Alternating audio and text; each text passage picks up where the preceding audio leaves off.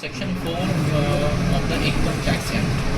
तो सेक्शन 4 है इसका, जहाँ पर इनकम टैक्स चार्ज किया जाता है।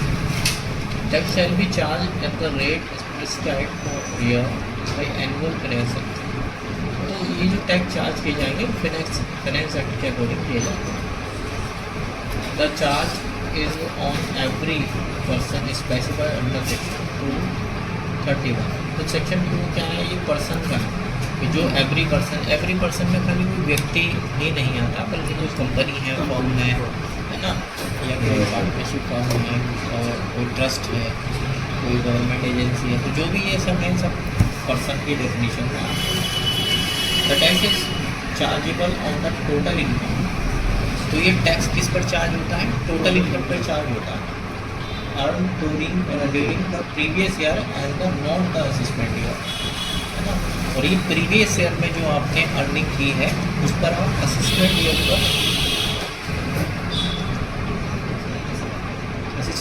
पर जो है टैक्स चार्ज करोगे। प्रीवियस ईयर असेसमेंट ईयर पर क्या होगा, जैसे हमारा 24-25 खत्म हो गया, 1 अप्रैल 2024 से 31 मार्च 25 ये खत्म हो गया, तो इसका जो टैक्स हमें जमा करना है या इनकम टैक्स रिटर्न फाइल करनी है, वो हम अगले साल में यानी 25-26 में फाइल करेंगे, है ना। पूरे साल की जो होगी वो 25-26। तो प्रीवियस ईयर हमारा होगा 24-25, असेसमेंट ईयर होगा 25-26। या फाइनेंशियल ईयर, प्रीवियस ईयर को आप फाइनेंशियल ईयर भी बोल सकते हैं, ठीक है। फाइनेंशियल ईयर 24-25 होगा और असेसमेंट ईयर होगा 25-26। तो जो ITR को निकल के आता है, जैसे कि हमने कंप्यूटेशन निकाला था, ITR में असेसमेंट ईयर लिखा हुआ होता है, उसके आगे का साल, जिसके आपने पीछे के साल की रिटर्न जो अर्निंग थी वो आपने उसमें बताई है ना। तो अगर उस पर जैसे 24-25 लिखा हुआ था, तो इसका मतलब 23-24 की जो अर्निंग थी उसे आपने 24-25 में शो किया। 24-25 असेसमेंट ईयर होगा उसके लिए ना। Tax shall be levied in accordance with and subject to the various provisions contained in the Act.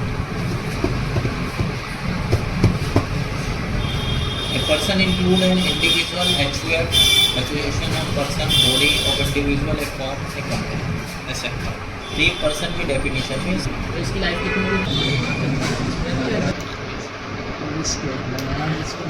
Income tax is levied of SSC total income. Such total income has to be computed as per the provision contained in the Income Tax Act 1960। तो यहाँ पर क्या है, यहाँ पर आपका जो total income पर है उसी पर टैक्स आपको चार्ज करना है ना, पेड करना है। तो अब टोटल इनकम निकालने का तरीका आपको आना चाहिए, टोटल इनकम आप निकालोगे। टोटल इनकम पर तो वो एक नॉर्मल सी बात है कि टोटल इनकम आई है, उसको टैक्स चार्ज कर दिया, उसको सिलेक्ट कर दो। लेकिन ये टोटल इनकम निकालनी कैसी है, ये इम्पोर्टेंट चीज़ है इनकम टैक्स में, है ना। टैक्स कितना जमा करना है वो इतना टफ नहीं है, तो नॉर्मल कैलकुलेशन है। टोटल इनकम निकालना जो है वो चीज़ को जो है उसी में सब चीज़ें होती हैं, चेंजेस भी होते हैं, वो सब होते हैं। तो इसमें कुछ स्टेप्स हैं इसके जो हमें फॉलो करने होते हैं। तो सबसे पहले है डिटर्मिनेशन ऑफ रेजिडेंशियल स्टेटस।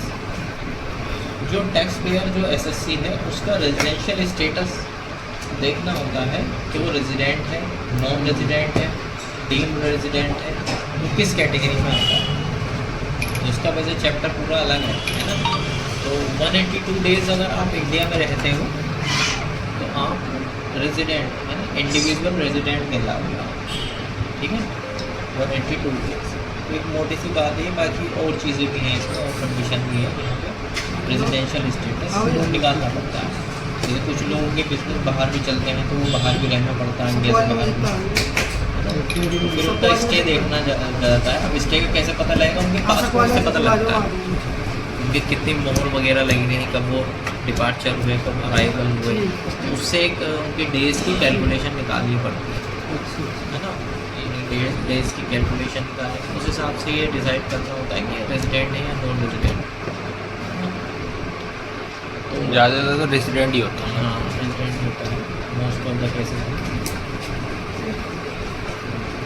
दूसरा है classification of income under different heads.